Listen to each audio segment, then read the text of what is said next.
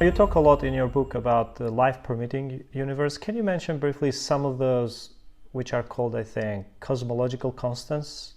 Oh, the anthropic fine-tuning parameters. So there are these basic physical parameters, very fundamental parameters of physics that are necessary to make life possible in the universe, to even make basic chemistry possible.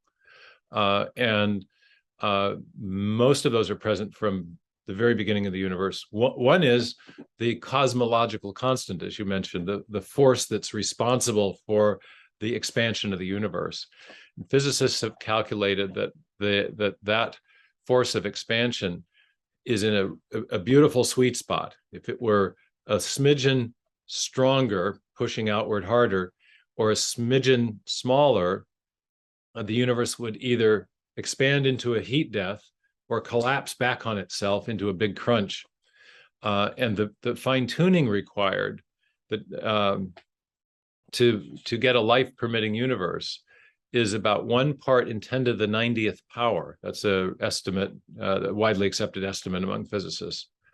Now there are only 10 to the 80th elementary particles in the universe. So to get an idea of just how improbable it would be to find that sweet spot, you would have to imagine something like, imagine that you had a blindfolded man floating in free space, trying to identify one of those elementary particles in our universe by chance, but realizing that our universe is only 110 billion billion of the sorry, that there would he'd have to search 10 billion other universes our size in order to have a reasonable chance of finding that thing by chance. These are absurd improbabilities that are associated with the fine-tuning parameters. Not all of them are that finely tuned, but most of them involve big exponential numbers, 1 part in 10 to the 30th, 1 part in 10 to the 35, 1 part in 10 to the 40th.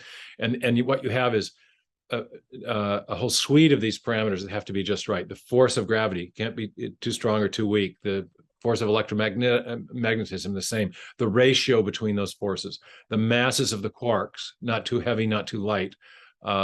So some physicists have described our universe as a kind of Goldilocks universe, where we get all the parameters just right for no underlying physical reason or a reason of physical theory. These seem to be contingent parameters, and at least many of them, most of them, and therefore we need some other explanation other than the laws of physics. It's the laws of physics themselves that are finely tuned to allow for life. And many physicists have concluded that, well, the best explanation seems to be that there was a fine tuner.